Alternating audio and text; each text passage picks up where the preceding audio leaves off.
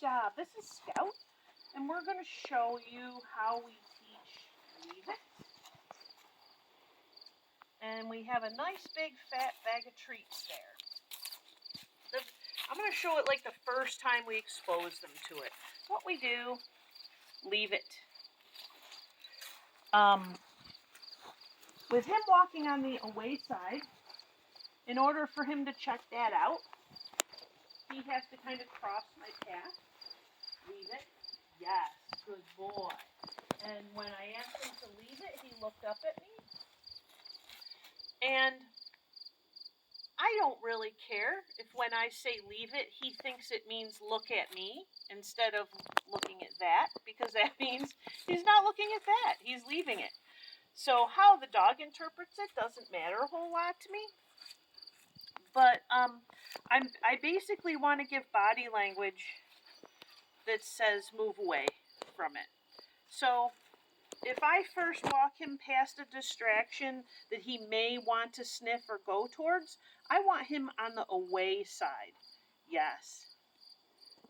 And I'm just rewarding him for not bothering it. But if he's on the away side from the thing he might tend to want to sniff, for him to sniff that, he has to cross my space.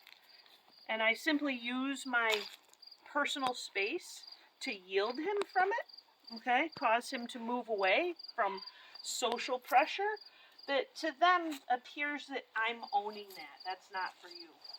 Good boy, let's go. Good job. And so I want to be able to do that easily several times. And this is a whole bag of freeze-dried treats. Yes, it is a particular favorite. Good job. Good. So after I've done a couple passes and made it clear that I don't want him to investigate that by yielding him using body language, now I'm giving him an opportunity to make choices where I can give him some more information. Good boy, yes. He's making good choices. So we're going to let that go. He's not being obsessive about it, but he's a fairly calm dog that's easy to work with, where some dogs are so highly food motivated, they might be a little bit more difficult with this. But once I'm pretty sure, leave it. Yes, good boy. Once I'm pretty sure that he's not absolutely obsessed about getting to that and in a way that I would have difficulty preventing it, I would not have the dog on the near side of what I want him to leave. Yes. Because it's foolish, other than restraint, to think that I could prevent him from getting it if he chose to not leave it.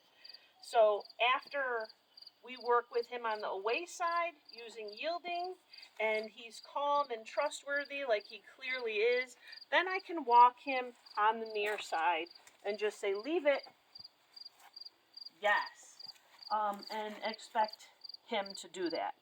I did not really need to restrain him or pull him away in any way, so he's doing very well with this exercise. He will continue to need practice. Would I trust him off leash yet? I don't think I would probably trust him with it yet, but would I think he will probably leave it if I asked him to? He probably would. Good boy, Scout. You can see I've told him several times now to leave it, and he's not showing any interest in that. Good boy. So he's doing very well with the leave it exercise, as you can see. Leave it. Yes, good boy. Good job.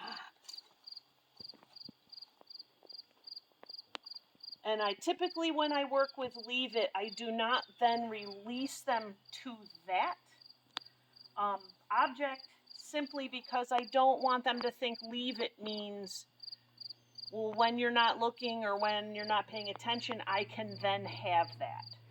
But I'm just showing here, away from the object, leave it. Yes.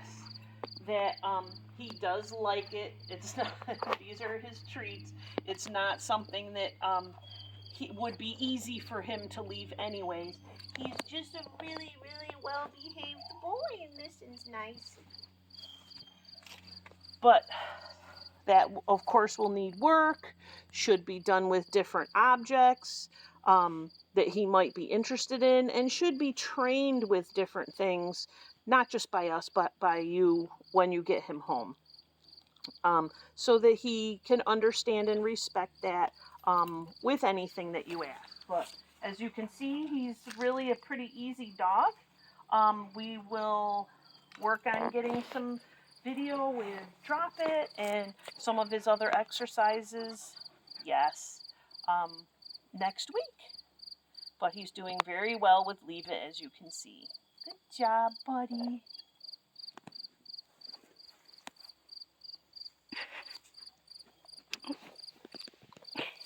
Are you still filming?